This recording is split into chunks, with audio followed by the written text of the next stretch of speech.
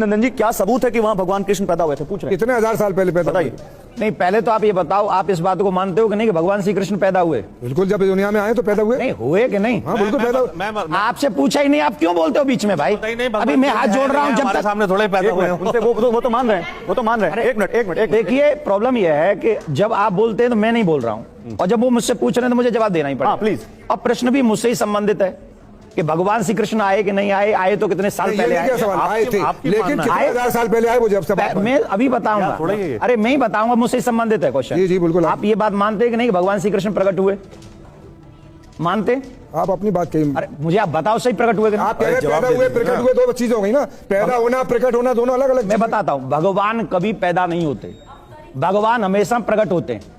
भगवान श्री कृष्ण कंस की कारागार में अष्टभुजा रूप में वहां पर प्रकट हुए, देवकी वसुदेव के सामने प्रकट हुए हैं, और 5,500 वर्ष पहले प्रकट हुए, द्वापर युग के अंत में प्रकट हुए। अभी कलयुग चल रहा है, कलयुग का प्रथम चरण चल रहा है, और प्रथम चरण से पूर्व में जब द्वापर युग एंड होने वाला था, तब भगवान श्री कृष्ण 5,500 वर्ष पहले प्रकट हुए, देवकी के सामने, वसुदेव के सामने चतुर्भुजी रूप में प्रकट हुए। और जहां आज आपकी ईदगाह है, वही कंस का वो कारागार था जहां देवकी और वसुदेव को रखा गया था।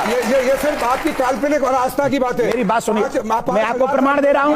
मैं आस्था की आपकी आस्था है, लेकिन पेपर के एतबार से 2,500 साल पहले काफी पेपर तैयार हुआ, तो 5,500 साल की खबर आप पर कैसे आई? मेरी बात सुनो, देखो बीच में इनको बीच में मत छोड़ो, नहीं तो मेरी बात रह जाएगी।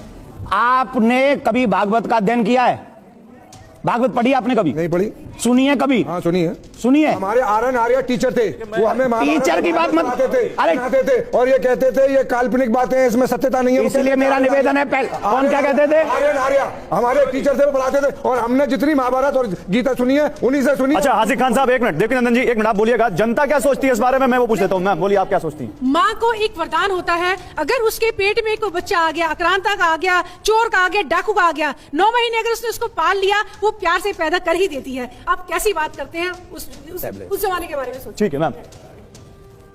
वो तो कह रहे हैं मस्जिद अक्सा पर तो आपकी श्रद्धा है, मस्जिद अक्सा को तो आप मानते हैं, आप तो यहाँ नहीं रहते हैं और हमारे धन के बारे में प्रश्न उठाते हैं। हम नहीं मानते मस्जिद अक्सा को, हम नहीं। आप इनको या आपको खा जाएंगे। मस्जिद हम तो कानून को मानते हैं, झगड़ा चल रहा है।